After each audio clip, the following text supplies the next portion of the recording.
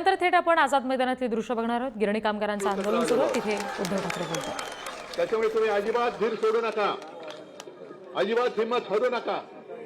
शेलू आणि वांगडीला अदानीला पाठवायचं आणि धारावीमध्ये माझा गिरणी कामगार आलाच पाहिजे ही आपली मागणी घेऊन आता पुढे जायचं। अधिवेशन सुरू आहे, भास्करराव आले, सगळे आपले आमदार पण आहेत, अजय चौधरी आहेत, मनोज जामसोदकर तिकडे, महेश आहे, हारून खान बसले, अनेक आमदार आहेत, अरविंद सावंत इकडे खासदार बसले, जयंतराव आहेत, जितेंद्र आव्हाड आहेत, हे सगळेजण या अधिवेशनामध्ये या गिरणी कामगारांसाठी पलीकडे शिक्षक बसलेत।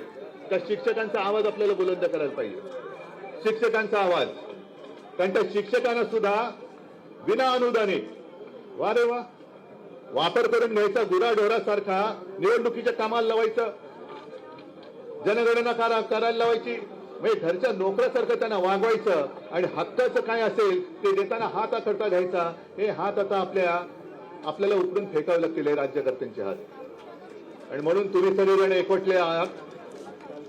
मराठी माणूस आता परत एकदा जसा संयुक्त महाराष्ट्राच्या वेळेला एकवटला होता तसा महाराष्ट्रातला तमाम मराठी माणूस आता एकवटला पाहिजे। जोपर्यंत मराठी माणूस एकवटत नाही तोपर्यंत आपल्याला न्याय मिळणार नाही। आपण सगळे एक आलेलो आहोत, ही एकजुटीची वजनमूठ अशीच कायम ठेवा, तुम्हाला न्याय मिळवून दिल्याशिवाय राहणार नाही, हे एवढंच एक वचन देतो आणि आपली रजा घेतो। जय हिंद, जय महाराष्ट्र।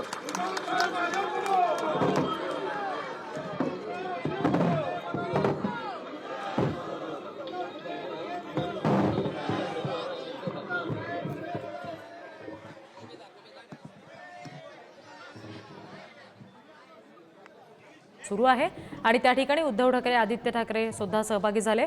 मनसेकडून बाळा नांदगावकर सहभागी झाले होते। यावेळी शिवसेना कायम गिरणी कामगारांसोबत असल्याचंही ठाकरेंनी म्हटलंय।